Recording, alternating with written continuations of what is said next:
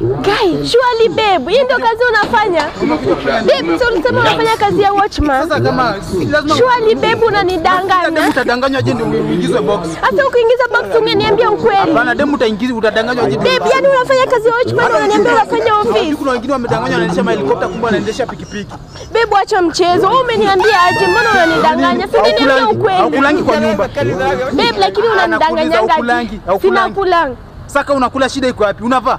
Sinavaa, shida iko. Kwani unavaa? Ona nimekutengeneza nywele na ninafanya kazi kama hiyo usoni. Babe, na mimi nimezunguka huko nikisema unafanya kazi ya saluti bana, naweza kupigia saluti. Babe, nakuheshimu. Sitaki mambo yako.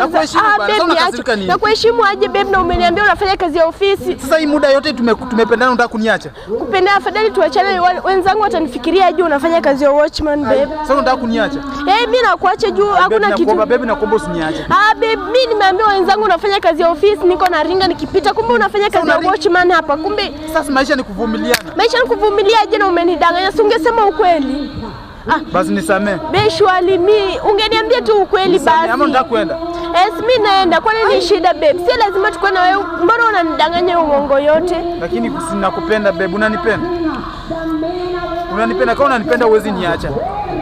Babe, lakini shwali ungeniambia ukweli unafanya kazi ya watchman. Unataka kufanya nini?